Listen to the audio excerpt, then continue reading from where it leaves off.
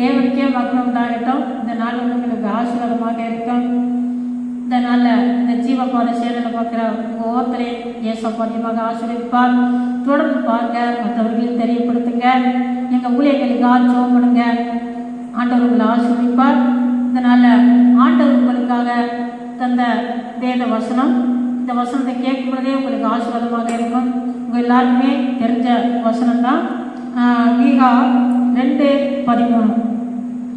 தடைகளை நீக்கி போடுகிறவர் அவர்களுக்கு முன்பாக நடந்து போகிறார்.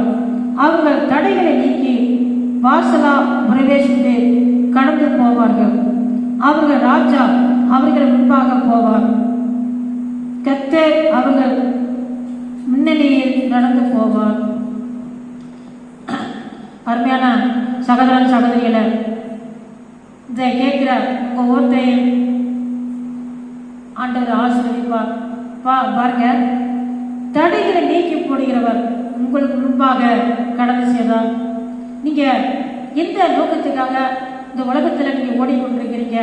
உங்களுடைய எதிர்காலத்தை நோக்கி, உங்களுடைய நல்ல காரியங்களை நோக்கி நீங்க எதிர்க்க எந்த முயற்சிகளை எடுக்கிறீங்க?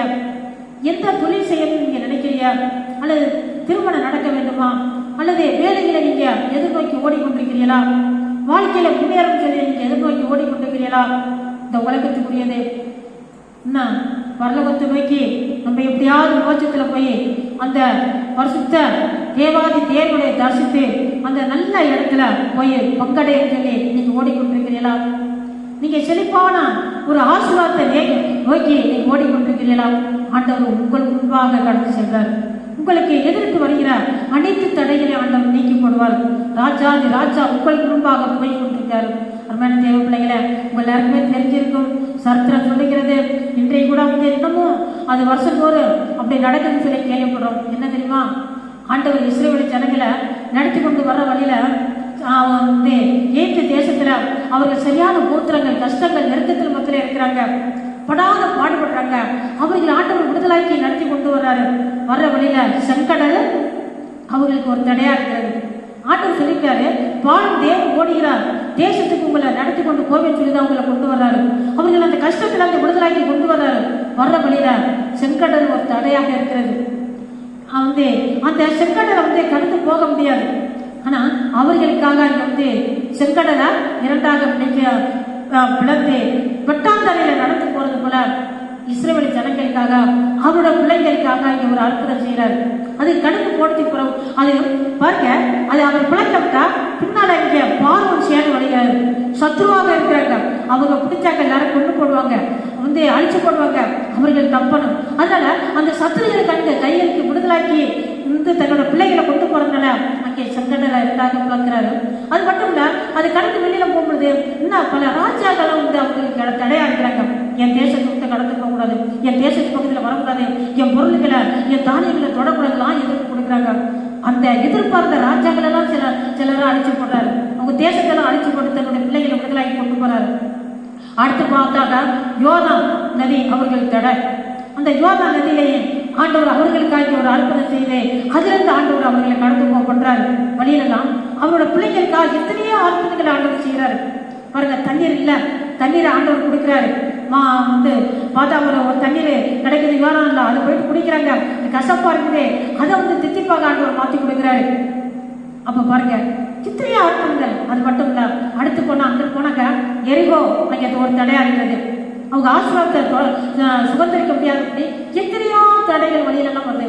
ஆனா அவர்கள் கூட இருந்து ராஜாதி ராஜாவாக, தேவாதி தேவனாக, ஒரு தகப்பனாக பாருங்க இவ்வளவு ஒரு பொறுப்பாக தன்னுடைய பிள்ளைகளை வழிநடத்தி கொண்டு வர்றாரு. பாருங்க, எத்தனையோ தடைகள் வந்து எல்லா தடைகளை உடைச்சு கொண்டு அவருடைய ஜனங்களை கொண்டு போய் சேர்க்கிறாரு. அந்த யோர்தான் நதி, எரிகோ எல்லாம் கடந்து போயிட்டு அவருடைய ஜனங்களுக்கு தான் வச்சிருந்த அந்த தேசத்தை, அந்த பால் தேவன் ஓடுகிற அந்த ஆசீர்வதிக்கப்பட்ட அந்த செழிப்பான தேசத்துல அவருடைய பிதாக்கள் குடிப்பேன்னு சொன்ன அந்த சுதந்திரமாய் அந்த தேசத்துல அவர்களை கொண்டு போய் சேர்க்கிறாங்க. அதே போல உங்களை கூட ஆண்டவர் நீங்க சுதந்திரிக்க வேண்டிய அந்த ஆசீர்வாதத்துக்கு நேராக உங்களையும் வழிநடத்தி கொண்டு போவார். தடைகளை ஆண்டவர் உடைப்பார். எந்த தடையா இருந்தாலும் சரி உடைச்சு போட்டு உங்களை ஆசீர்வதிப்பார். இந்த நாள் உங்களுக்கு ஆசீர்வாதமா இருக்க, இந்த மாதம் உங்களுக்கு ஆசீர்வாதமாக இருக்க, தடைகள் நீக்கிறதுக்காக நான் ஜெபம் பண்றேன். நீங்களும் ஒரு நிமிஷம் கண்ண மூடி ஜெபம் பண்ணுங்க. ஆண்டவரே ஸ்தோத்திரம், பரிசுத்தம் நல்ல பிதாவே ஸ்தோத்திரப்பா. ஆண்டவரே அப்பா அந்த வசனத்தை கேட்டவர்கள் ஒவ்வொருத்தரையும் ஆண்டவரே அப்பா தனித்தனியாக பேர்களாக இந்த நாளை தொட்டு ஆசீர்வதிங்கப்பா. ஆண்டவரை யாராலே ஆண்டவரை எந்தெந்த ஆசீர்வாதங்களை பெற முடியாதபடி தடைப்பட்டு போயிருக்கிறது அப்பா. ஆண்டவரே அந்த தடைகளை உடைத்து போடும் உங்களுடைய ஜனங்களை நீர் ஆசீர்வதிங்க ஆண்டவரை ஸ்தோத்திரையா. எஸ்அப்பா சிலவெல்லாம் பிள்ளைகளை திருமணம் ஆக முடியாதபடி தடைகள் இருக்கலாம், அந்த தடைகளை உடைச்சு போடுங்க ஆண்டவரே ஸ்தோத்திரையா. ஆண்டவரே ஸ்தோத்திரம் திருமணம் ஆகி ஆண்டவரை குழந்தை பாக்கியம் இல்லாதபடி தடைப்பட்டு போயிருக்கலாம், அந்த தடைகளை உடைச்சு போடுங்க ஆண்டவரே ஸ்தோத்திரையா. அப்பா ஸ்தோத்திரம் ஸ்தோத்திரையா.